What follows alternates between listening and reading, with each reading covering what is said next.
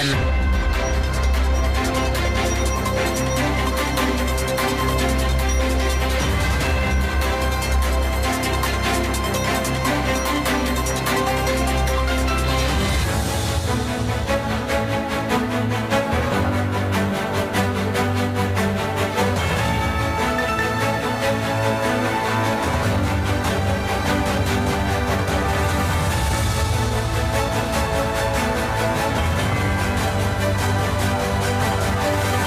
Hello, good evening. Welcome. This is Hot Edition. We're live from news about Desawe Kanda, also live on Kesmi 107.1 in Tamale.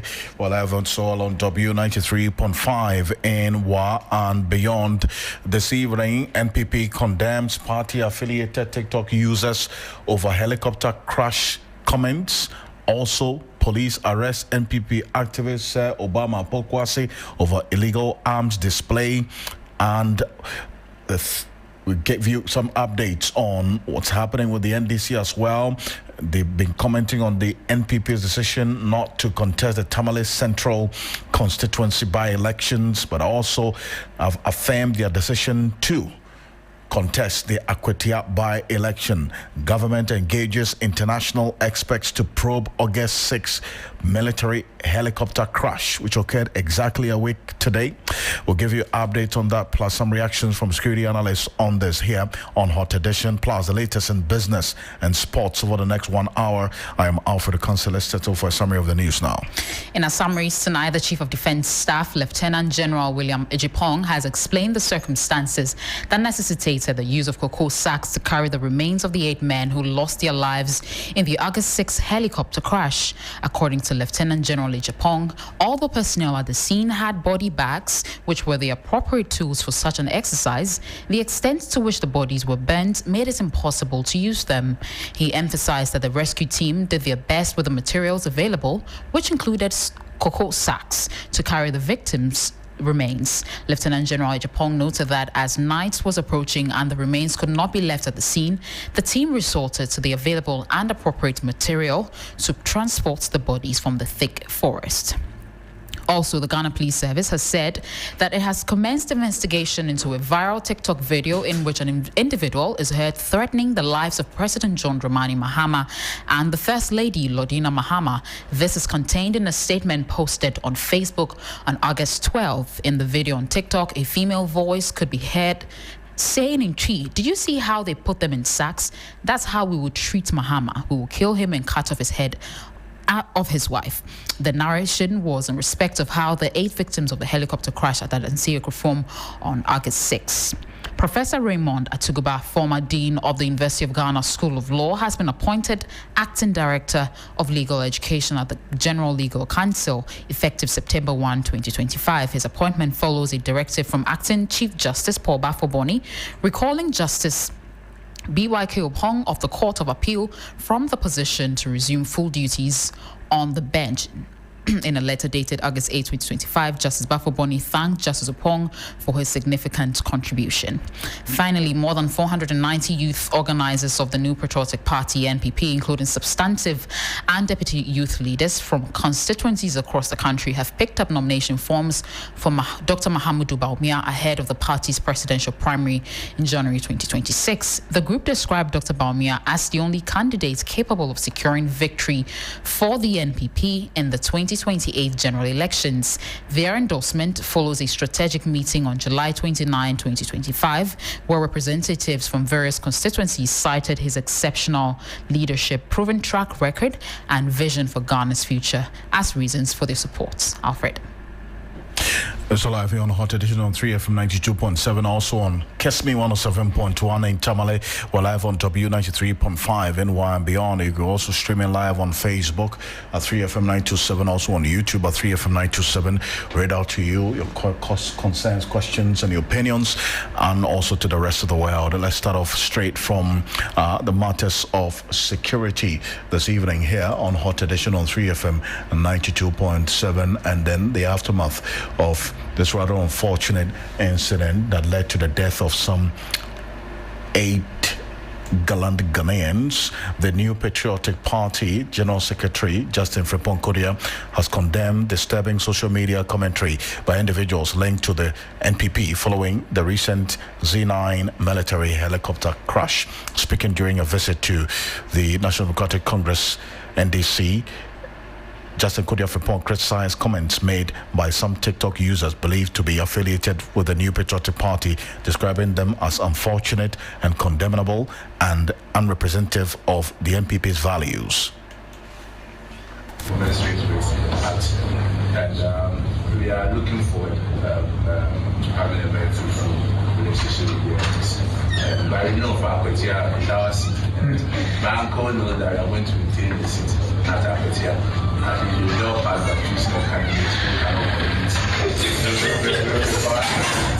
So it is important that in times like this, we also do solidarity. Indeed, there are certain comments that are made by what we refer to as free speakers, or people who are not even closer to the leadership of the party. But sometimes it is important when such fortunate for them statements are made both by the leadership council to distance ourselves from it and also to let them know that is not the truth of our party. After these incidents, we will admit here that certain comments, even from NDC and NPP, some are claiming NPP are behind all these things, and some are also saying that they may be expecting some other people to have died. These things are not healthy for our democracy, and death is something that even your worst enemy should even wish death for your enemy. So, Mr. Chairman, if anything came from our side, I want to, on behalf of our party, apologize to the NDC and through you, His Excellency President Dr. Mahama. It is not the position of the New Patriotic Party. I will never condone such activity for We'll come back to this and more, and what happened at the NPP during the NPP's visit to the NDC at the NDC's headquarters. Stay with us here on Hot Edition. But this evening, we're learning a bit more about the Ghana Armed Forces efforts on the day the military helicopter crashed in the Ashanti region, claiming 8 gallant men, including 2 cabinet ministers. The Chief of Defense Staff, Lieutenant General William Ejapong, has been speaking on initial efforts to locate the helicopter and the challenges rescue and retrieval teams were confronted with. The last 7 days has seen spirited public discussion on how the accident scene was managed and retrieval efforts by the armed forces. The CDS has been providing answers. First, on the loss of contact to the aircraft, he spoke during a courtesy call on him by the leadership of the Ghana Journalists Association. Something might have happened to the aircraft. It took us additional 30 minutes for us to apply the known protocols to see where the aircraft was. Because once an aircraft loses communication, it doesn't mean that it has crashed. It could be flying very low, out of radar. It could be weather condition, or it could be mechanical. So after 30 minutes, once we realized that we were still not making progress, then we initiated what we call the rescue efforts, because we still didn't know whether there were casualties. He explains by the time his men arrived at the scene, locals had already interfered with the site. So the closest military post at that time was the team that had gone to secure the helipad to receive the team, to receive the helicopter. And they were as far as Obuasi. It took them some time to get to the scene. By that time, the locals who were at the scene had already started interfering with the crime scene. So the closest military post at that time was the team that had gone to secure the helipad to receive the team, to receive the helicopter. And they were as far as Obuasi. It took them some time to get to the scene. By that time, the locals who were at the scene had already started interfering with the crime scene. That's as Chief of Defense Staff there. Another issue of contention has to do with how remains were conveyed, and this is what the Chief of Defense Staff said. It was in a thick forest, it was getting late. We had the option of leaving our remains there till the following day, and we know what could have happened to the bodies. So the team that was up there assessing the situation decided to use available material they could lay hands on to start to descend the high ground. It was in a thick forest, it was getting late. We had the option of leaving our remains there till the following day, and we know what could have happened to the bodies.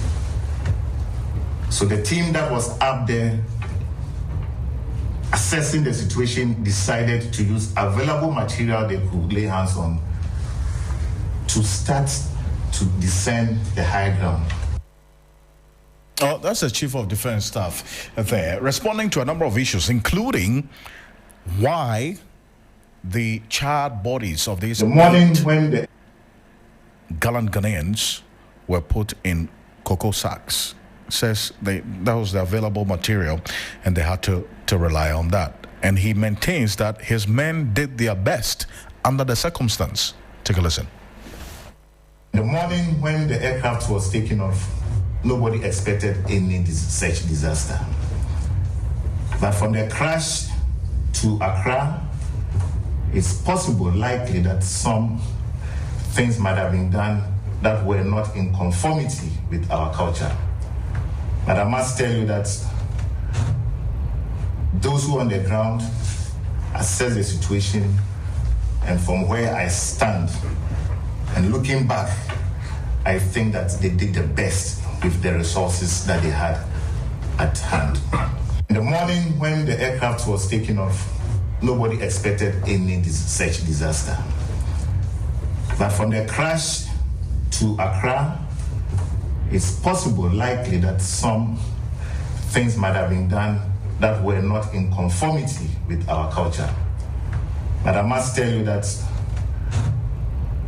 those who are on the ground assess the situation, and from where I stand and looking back, I think that they did the best with the resources that they had at hand.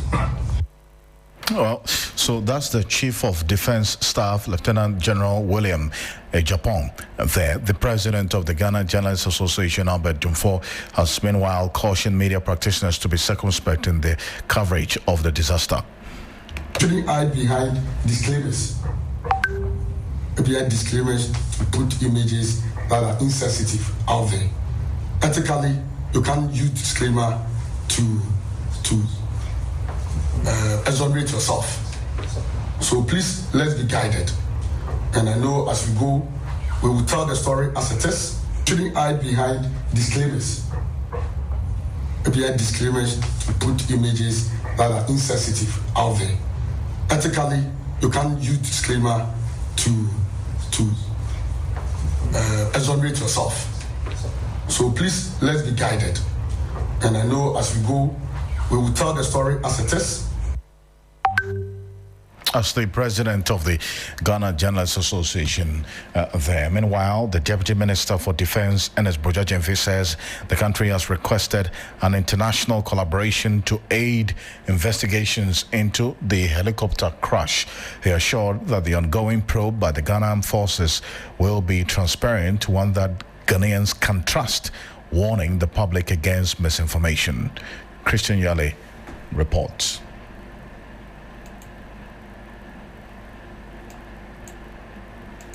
4 out of the 8 victims of the helicopter crash are staff of the Defense Ministry. The Deputy Minister for Defense says the armed forces will uncover all the circumstances that caused the fatal crash. The Ghana Armed Forces have already begun investigations into the incident. We have made requests for international collaboration, and we have received positive response in that regard. And so we want to assure you, our chiefs, that nothing will be covered, it will be transparent, and the public, Ghanaian public, will know exactly what happened and the cause of this tragic accident. He highlighted the exceptional traits of the late minister, Dr. Bani Buama, and the professionalism of the servicemen, but he has cautioned the public to avoid peddling falsehoods. We also want to caution the media, you can't use disclaimer to some analysts who have been churning out misinformation. So please, let's be guided and untruth about this whole incident. Ghanaians should trust that the ministry and the Ghana Armed Forces are going to be diligent in the investigations and transparent about it, and whatever was the cause will be known to the people of Ghana, and we will take some lessons out of that. President of the Greater Accra Regional House of Chiefs, Ni Odaifio Welenchi III, made a passionate call for an end to galamsey. Illegal mining, aka galamsey. This is what has cost their life. If we cannot do anything about this holistically, once and for all, that will stop this thing, then these gallant men have died for nothing. This country should rise up and do whatever possible to stop this galamsey in this country. Having signed a book of condolence at the Defense Ministry, the delegation proceeded to the Armed Forces headquarters at Bema Camp to sign another book of condolence there. The delegation from the Greater Accra Regional House of Chiefs made a final stop at the headquarters of the National Democratic Congress to meet the party's chairman. Johnson Asiedu Nketia, in his remarks, indicated that the government would not be cowed away from taking drastic decisions to restore the country. You've all heard about various prophecies, some of them claiming to play the role of God, and some threatening our leadership that more calamities are on the way to happen unless certain things are done. My belief is that what will happen, and we are not going to be cowed away from taking necessary decisions that will restore this country. On Thursday, August 14th, a mass will be held for two of the victims, Dr. Mani Buama and squadron leader Anala, in Accra, even before the national interdenominational funeral to be held on Friday. Christian Yale there. So that's the latest to what has been happening since the last 1 week. Today, exactly a week ago, we were hit with this disaster that led to the death of these 8 gallant Ghanaians. So you had the government confirming that it has indeed sought international assistance in investigating the August 6 Ghana Air Force Z9 helicopter crash in the Ashanti region, which claimed the lives of all 8. And as we do know, the Deputy Minister for Defense, Broja JV, made that announcement. You just heard him there when the delegation from the Greater Accra Regional House of Chiefs visited the Ministry of Defense earlier today. He said that the Ghana Armed Forces had already commenced investigations and was working with foreign experts to ensure a thorough and transparent probe into what happened. So this is why we bring in security analyst Emmanuel Kotin, who's been following the events that have been unfolding since morning. Mr. Kotin, good evening. Thank you for joining us here on Hot Edition.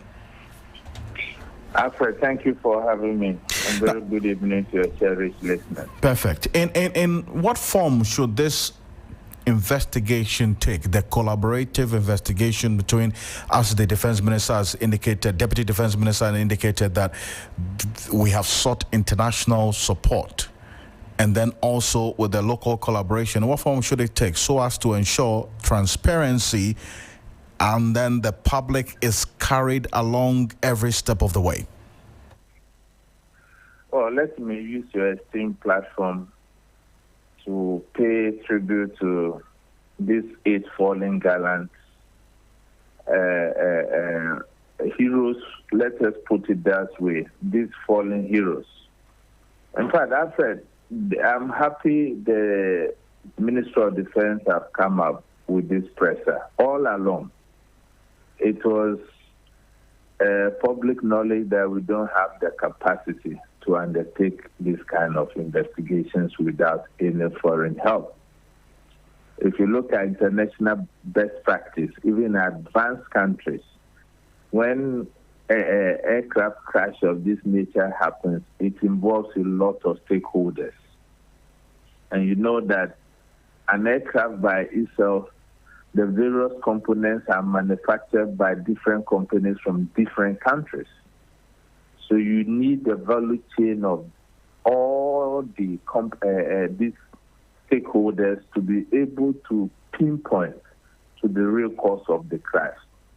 I think initially, what the government put forward, and some of us criticized, was to say that the military were to undertake this kind of investigations. I think what the government sought to portray at the time was the military to secure the site, then they can come back to this and put the necessary mechanism in place to get the full complement of the investigative team. The good news is that this is a listening government. Many of us had issues with the military leading these investigations. Now they are seeking international help.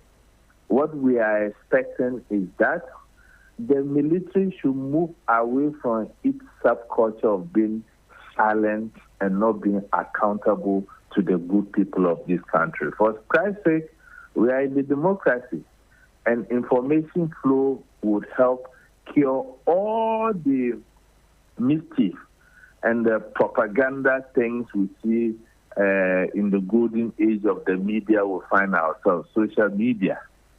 So moving forward, I'm expecting that the military high command should hold a form of pressure. Let the good people of this country know in the last 1 week what they have done and the kind of international help they are looking for, so that it will put every speculation to rest. So I'm happy that at least the Minister of Defense have come forth with this information, Alfred. And the transparency bit as well, as you commend them for, and there's that concern as well as to how this can be done to help dispel the speculation and then also all the assumptions and others that have been put out there, the propaganda as well about this incident. How should this, to what extent should the transparency be so as to address the speculation, misconception, and the suspicions as people have it? Alfred, now that we are looking for international help, this investigation is going to take the form of what pertains in international best practices. And speaking to most of the senior military command officers, they are determined to unravel the mystery behind this helicopter crash. And I also believe that, you know, in this country, we have the Air Crash Bureau. We should look at how we can resource that department.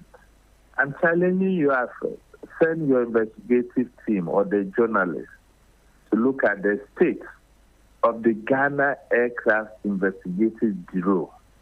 Look at the kind of human resources we have there, the kind of retooling we have done there in terms of equipment and things like that. When we are bringing international partners, Alfred, whom are they coming to collaborate with? We will need that civilian element and the military element, and there will be some kind of routine briefing to the general public, because it is not in the interest of Ghana alone that we need to unravel we need to unravel the circumstances that brought this heli down. Don't forget, the integrity of the manufacturer is at stake. And countries who are using this kind of aircraft will be interested to know what led to this crash. You remember Boeing when they had about 2 or 3 crashes with their 378, they grounded all of them. Maybe this investigation could lead to safeguarding the lives of other people in other jurisdictions who have similar aircraft or helicopters. So to me, to this extent, I will plead with the stakeholders of our democracy, our religious leaders, civil society organizations, and then the political class, to refrain from making prejudicial comments that can affect this investigation. Don't forget, we lost some of the brightest minds this country has ever produced. It doesn't matter the political party they belong. This loss is that of Ghana, and it must be reflective in the way we do our things. And I'm convinced that if the current government decide to play politics and propaganda with this kind of investigations, they stand to suffer in the near future. Ghanaians will not forgive them. And the families of these grieving gallant heroes will not equally forgive them. So to that extent, let's allow good heads to prevail. And some of us have 10 experts in the aviation industry, and we are commenting on things we don't even have knowledge about. And that is not helping the investigations moving forward.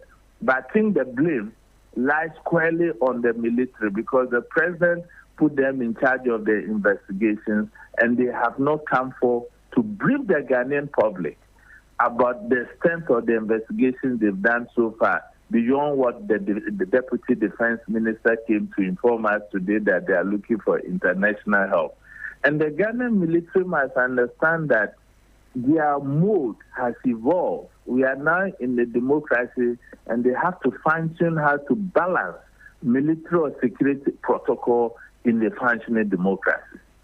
I do thank you for your thoughts on this. Appreciate you. Emmanuel Kotim, thank you so much, as always, for joining us here on Hot Edition. It's the security analyst. You're live here on Hot Edition on 3FM 92.7. We're also on Kesmi 107.1 in Tamale, and on W 93.5 in Wa and beyond. Now, it's exactly a week since this tragic military helicopter crash happened, and there's been a lot with the New Patriotic Party and the NDC as well? Yes, today the leadership of the New Patriotic Party paid a call on the NDC at their headquarters to commiserate with the governing party in what they describe as a moment for national unity. Justin Kodia-Frimpong is NPP General Secretary. On behalf of the New Patriotic Party, and more so the team that came with me to this office, we are overwhelmed with your warm reception to our team.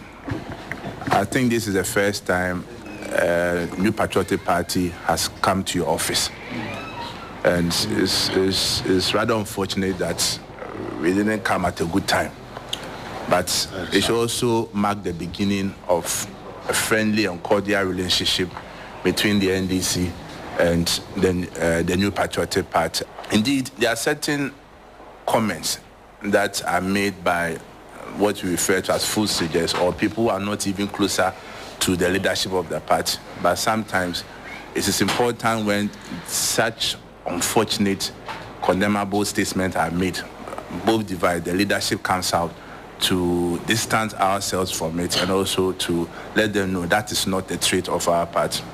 After these incidents, we will admit here that certain comments, even from NDC and MPP, some are claiming MPP are behind all these things, and some are also saying that they were even expecting some other people to have died. These things are not healthy for our democracy, and death is something that even your worst enemy, you shouldn't even wish death for your enemy. So, Mr. Chairman, if anything came from our side, I want to, on behalf of our party, apologize to the NDC, and through you to His Excellency President John Dramani Mahama. It is not the position of the New Patriotic Party, and will never condone such activity from anyone who makes those comments. Meanwhile, the NPP says its decision not to take part in the Tamale Central rerun has nothing to do with fears of losing the seats. According to the party, the move is to show solidarity with the opposition National Democratic Congress over the loss of 8 of its members in last week's helicopter crash. Chairman, I want to state on record that for us, as you indicate, our decision not to contest Tamale Central is not about whether we will win or we lose. but it's a matter of principle, and you've done it before, even at Abuakwa North, when we lost our MP, JB Dankwa. For Judicial, it was political strategy, so at least they knew they were not going to win, but they wanted to hide behind the independent candidate. That's why my uncle didn't contest. So just to at least sympathize and commensurate with the party, and we are looking forward to having a very fruitful relationship with the MDs. But we know for Akwatia is our seat, and my uncle knows that we are going to retain the seat at Akwatia. At least you'll help us by choosing the candidates who cannot compete with our candidates. So it is important that in times like this, we all show solidarity. And that's NPP General Secretary Justin Kodia Frimpong. Hundreds of New Patriotic Party youth organizers today stormed the party's headquarters to pick up presidential nomination forms for former Vice President Dr. Mahamudu Bawumia. Out of 522 youth organizers nationwide, 490 joined the move, saying it's a show of confidence in his leadership. Here's a spokesperson, Isaac Obeng. We'll bring you that. Now, from the party office, the delegation headed straight to Dr. Bawumia's office to present the forms. In a brief address, Dr. Bawumia expressed his gratitude and promised bold initiatives aimed at improving the lives. 490 out of 552 came to me and requested, or our leadership came and requested that they wanted to put their widows' minds together and pick my forms for me. I agreed, because that was a remarkable vote of confidence in me. And this morning, they have fulfilled that promise they made. And they have taken the forms from the headquarters and have delivered the forms to me today. The youth are a major asset for our party. They represent the future, and they are an asset not only for the party but for the nation. And I want to thank them for this major vote of confidence. I want to say that I am minded to contest for the flag bearership.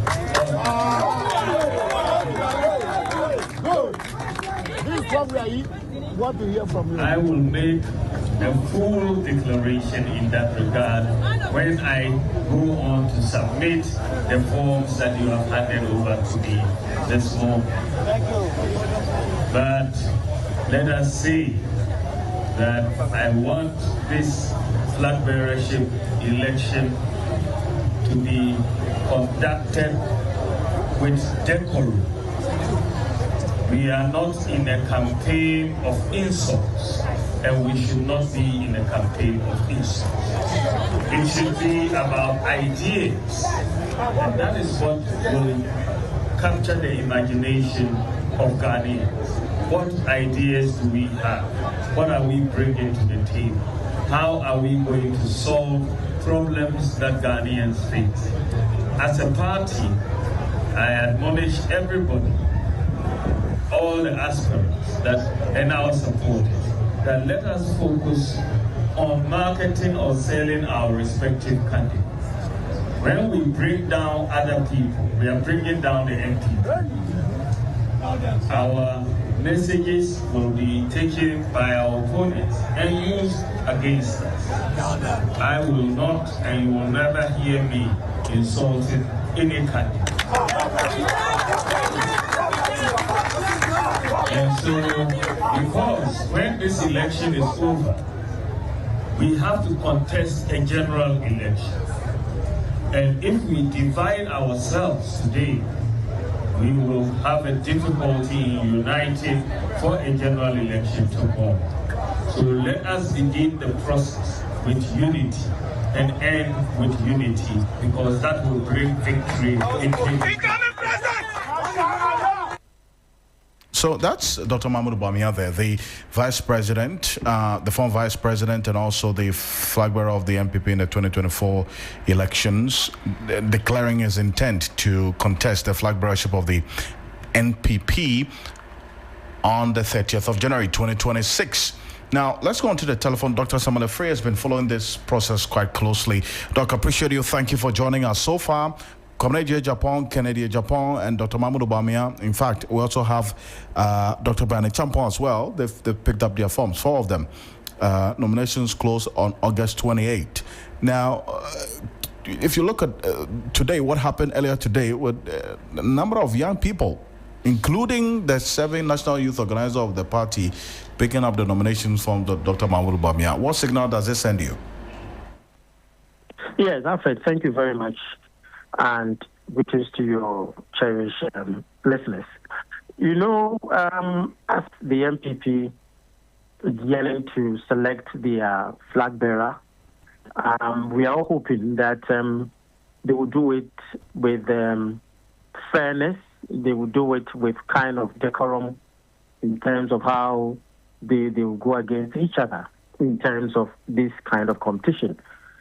When you look at the process today, as you asked, you realize that the young, because I learned that it's the young, the youth organizers of the party that took to the headquarters to file for that is to get the nomination forms. And I even learned that they contributed most of the amount involved. Well, we can say that they are in for Dr. Bawumia, especially the youth. But I see that it's a strategy. If you want to prove certain case to your competitors and also outside the party, you have all various ways of trying to portray how the party tends to bring you to be the flag bearer. So I think that is a strategy to let the party know that the youth of the party are yearning for him, as well as the outside the party, and that is what I believe is a political strategy that the organizers, or let's say the people behind Dr. Bawumia, trying to portray to the outside world. Now, but beyond the strategy, what is the potency of it as against all the other candidates as well who have picked the nomination form so far? Is it the potency for the youth of the party? You know, when you look at the 2024 elections, you can easily identify that the young ones was the major deciders for the election 2024. And that's a strategy that Dr. Bawumia want to adopt to ensure that he's in for that kind of Gen Z and those kind of young ones. I believe that is a strategy that he want to adopt now. And that is why the youth in the party trying to do. Because if you don't side with them, how will you tend to capture the young or the Gen Z? And you can easily identify that the NDC adopted that strategy and it worked for them. And now they have the more young ones involved in the NDC party comparatively to the MPP, of which they are not into that. They are, the strategy that the NDC used is what maybe Dr. Bawumia wanted to approach in that direction, so that it can also give him the chance, maybe when he becomes the flag bearer, and then maybe for 2028 elections when he becomes president. The race for the attention of the youth in the NPP is indeed a straight one between 3 candidates, at least from what we have seen so far. A clear focus of Dr. Brian Champon's campaign is on the youth. You see as well Kennedy Japan making the youth the central focus of his communication and strategy so far, and then now we're seeing Dr. Mahmoud Bawumia as well. Who is really going to win this race? The one that and by the race, I mean yes. the race for the young people's votes in the MPP. The one that is going to win with the young ones, we want to identify with those people. At the same time, you can able to, the chemistry between you and them is also good. How they can identify themselves with their vision, how you can able to help them to able to get their attention, how you are going to invest in them. That is the kind of people that the youth of late, I'm talking in terms of the larger youth, they want people that understand them, people that can solve their problems. And anyone that comes in with these kind of solutions, they are ready to go in for you. And as you said, all these candidates are trying to target the youth, but the personality will be someone who understands them, someone who can edge them, motivate them, and especially for the MPP party, someone who can assure them victory when that person becomes the leader or the flag bearer of the party. And that is what will work for any leader that goes in for these young ones. And that will work seriously for them. I see. But prior to this moment, we've seen a number of them who have not picked their nomination forms so far make comments to suggest that indeed they intend to contest the flag bearership. We have some 20 days away from, in fact, I beg your pardon, that's some 14 days away from today. All things being equal, the period for the filing would end. How do you see things playing out in the coming days? I hope, and I think Alfred will try to get my view on this in the sense that we hope that it will not be that big number or the large number that was some time ago. I hope that at least maximum or maybe should be 5 to 7, 5 will be manageable. But because if it becomes more, the number becomes, then that is where the acrimony tends to be more serious. And all of them have their ulterior motive. Some want to come in to gain publicity or to gain attention. Someone wants to come in so that they can also have future step to another opportunity to compete. So some people are building their career. But in all, the two contenders that might be going for these kind of head neck to neck, maybe let's use that word, will be the former president, Dr. Bawumia, the former vice president, Dr. Bawumia, and also Honorable Ken. I believe that this is where the tension and the acrimony will tend to be much more. And the other ones will also be in to also try to. But I hope and pray that the number will not be as much as expected, that anyone will just get on board and want to be a presidential candidate. I think people should examine themselves well before they get on board, because the NPP is noted for these large numbers of presidential aspirants, hence creating a lot of infighting and conflict among themselves, which doesn't augur well for the party in the longer term. And you're writing off Dr. Yause Duchum already? No, for now, I think, I'm Alfred Ocansey. That is how the thing works, Duchum is coming in, but you pull some strings, but it will not be maybe to have a willing ticket. That is my personal view anyway. Not yet any research done, but I believe that by observation and based on political strength, personality, activities, and how they have invested themselves in the party, people are going to yearn for these two candidates that I've earlier mentioned. But the two will put some weight. Some of them, we hope that some of them will step down for others. That is what we hope to see in the longer term when it's getting near for that election. I thank you, Dr. Samuel Afiri. Appreciate you for this. He is a political analyst, a lecturer as well. Dr. Samuel Afiri there. In other stories, the Tamale High Court has discharged Abdullahi Sayuti, the supposed drug lord in Tamale, by upholding his plea of double jeopardy. Alhaji Sayuti was being prosecuted prosecuted for dealing in illicit drug substances in the Greater Tamale metropolis. He was earlier convicted by the Tamale Circuit Court over the sale of restricted drugs at his chemical shop. A search at his home and warehouse by Narcotics Control Commission and Food and Drugs Authority led to the confiscation of several boxes and grams of tramadol. He was charged with unlawful possession of restricted drugs and was facing prosecution at the High Court. However, the court ruled today and set him free following his plea of double jeopardy. Alfred. We've just gotten some information from the Ghana Education Service, GES. A statement just came through, and we've got the details for you. It has to do with the placement of senior high school graduates. What does the statement say? GES is announcing to parents, students, and the general public that the 2025 computerized school selection and placement system for senior high schools have recorded a few mistakes made by the students in the selection procedures, which led to the failure of identifying their status of placement. Out of the total number of 603,328 results received from WAEC, 451,797 candidates qualified to be placed.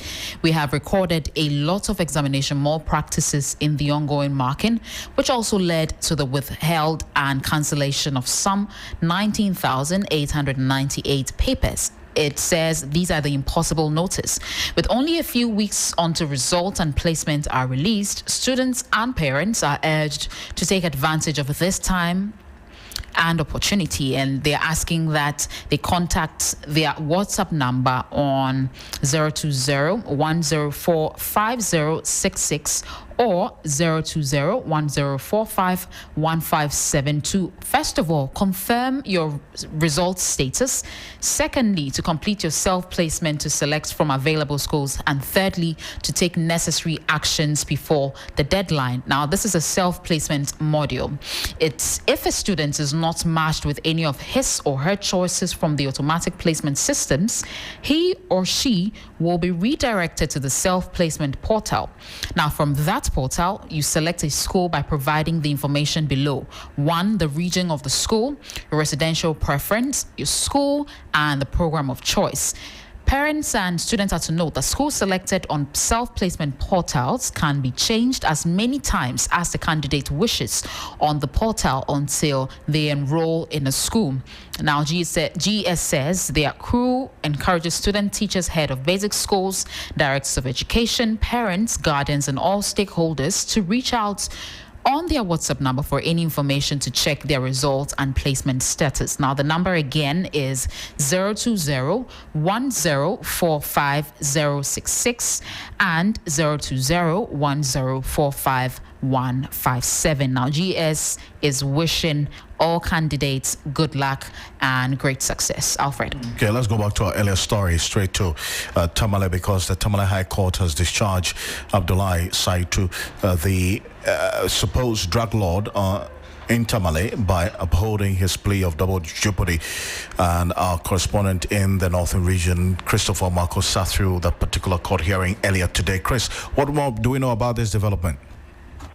Okay, so Alfred, you know that 3 weeks ago we reported on this particular incident where Alhaji Sawiti was arrested for unlawful possession of drugs in the Greater Tamale metropolis. He was first taken to the Tamale Circuit Court where he was convicted.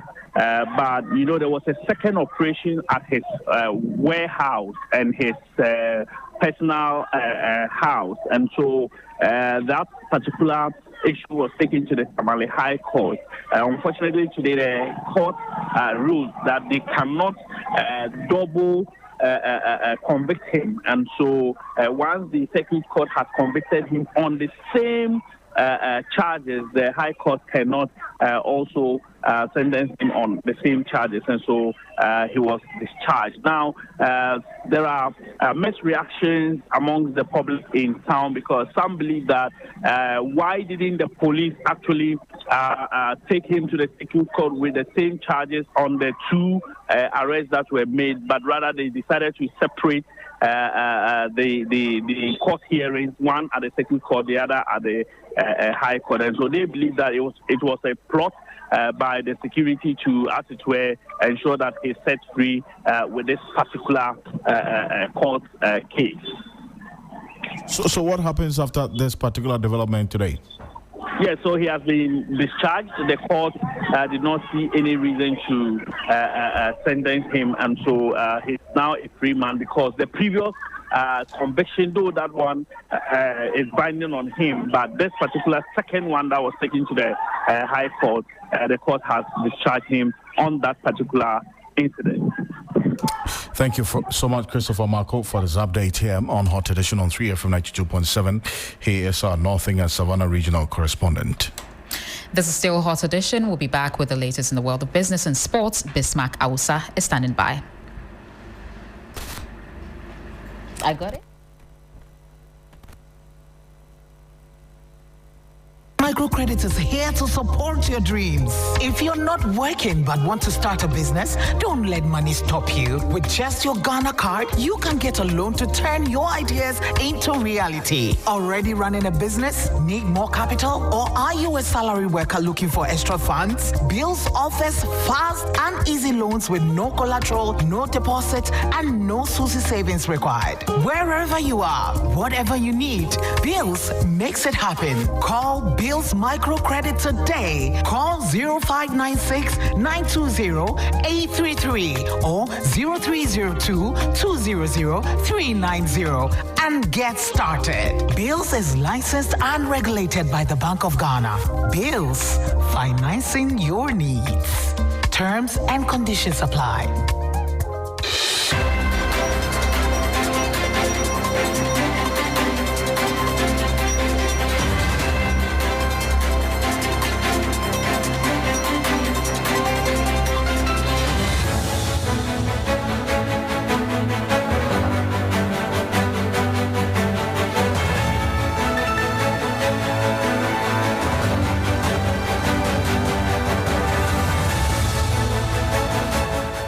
Hello, good evening, and welcome to the business segment on Hot Edition on 3FM 92.7 with me, Bismarck Ausa. Coming up tonight, Bank of Ghana urges banks to ease credit conditions after a 300 basis point policy rate cut to 25%. We'll bring you details.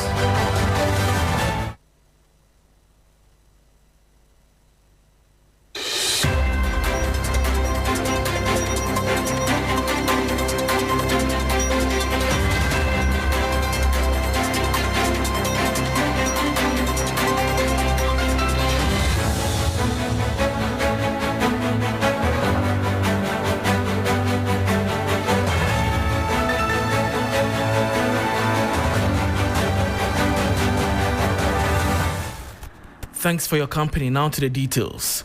The Bank of Ghana is calling on commercial banks to review their lending strategies, widen access to credit, and back private sector-led growth following a 300 basis point cut in the policy rate from 28% to 25%. Governor Dr. Johnson Isiama told heads of banks at the 125th Monetary Policy Committee post-briefing engagement that the move marks a cautious shift from a purely defensive monetary stance towards one that supports economic expansion, provided the ongoing disinflation process stays on course. During these developments, the Monetary Policy Committee lowered the policy rate by 300 basis points to 25%. This signals a gradual shift from a purely defensive monetary stance and toward one that cautiously supports economic growth on condition that the disinflation path remains on track. Colleagues, there is scope for further easing going forward if macroeconomic conditions continue to improve, and in particular, if August inflation, September inflation continues to settle within the target band. For the banking sector, this opens a window for you to re-examine your lending strategies.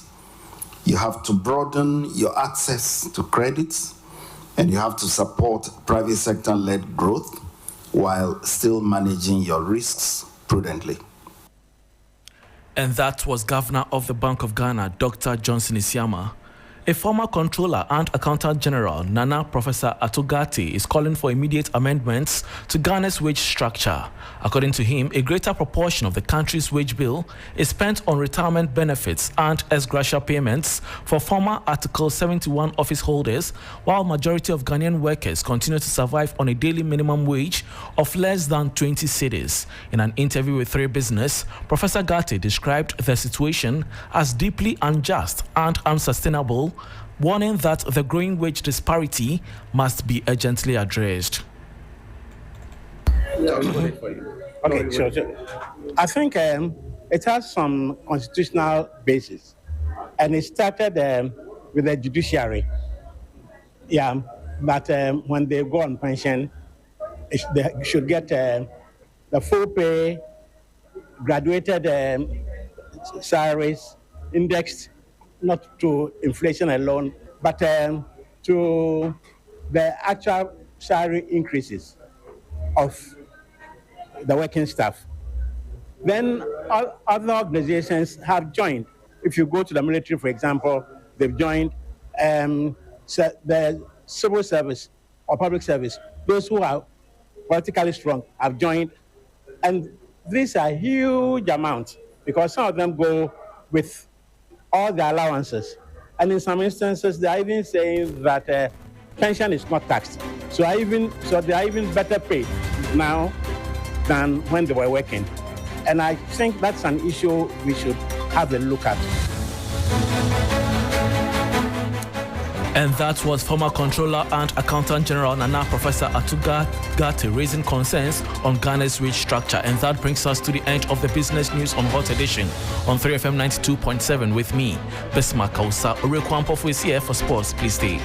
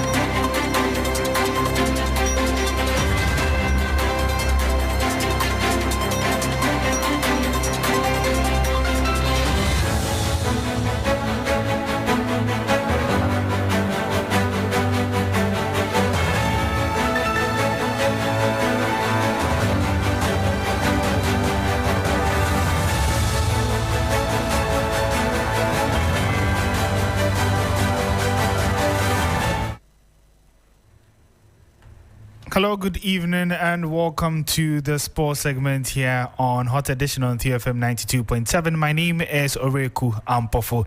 We continue with our review of the Congress which took place in Pram from the Ghana Football Association. Remember that the big news coming in from the 31st GFA Congress was that the presidential term limit has been extended from 2 to 3. Now, there has been heated debate post the announcement, and Jerome Otri, who's the former editor for Asante Kotoko's popular newspaper, has expressed his disappointment and concerns over this move.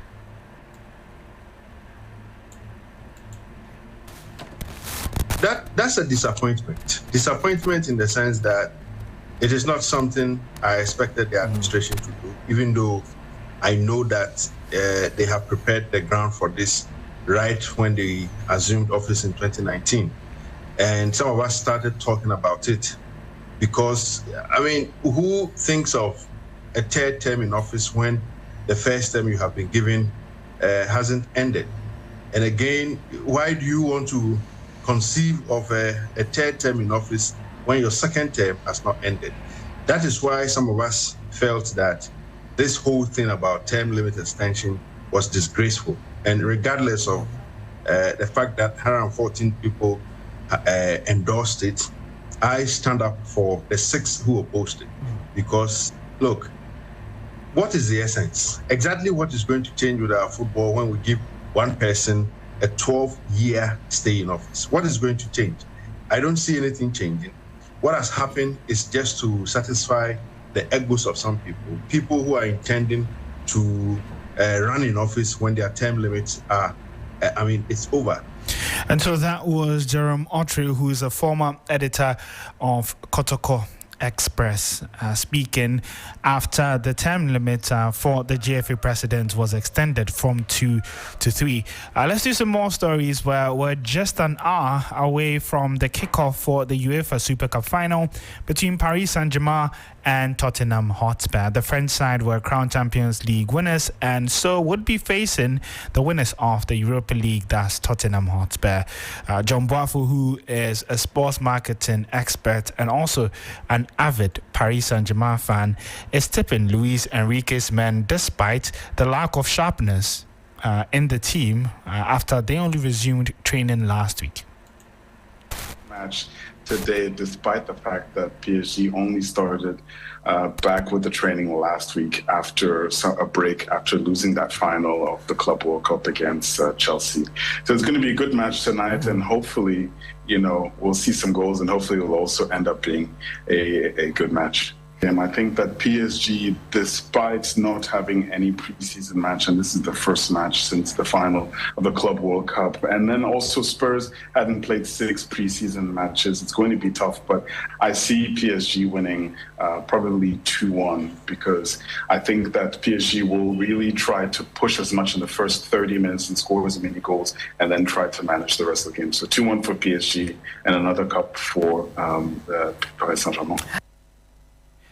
And so that was John Boafo speaking. But before we go, just news coming in is the lineups are out and Mohamed Kudus is in the starting 11 for Tottenham Hotspur in what looks like a 3-5-2 formation.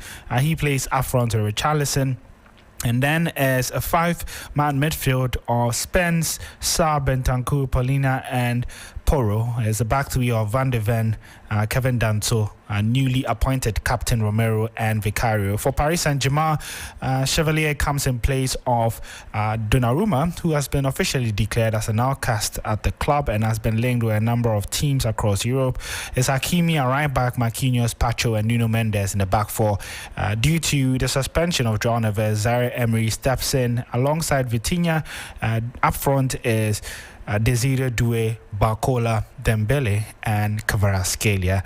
And so you can get updates of that match on our social media handles at 3SportsGH. My name is Ore Kwampofo, and that's how we wrap up the sports segment and the whole of Hot Edition here on 3FM 92.7. We'll be back again same time tomorrow.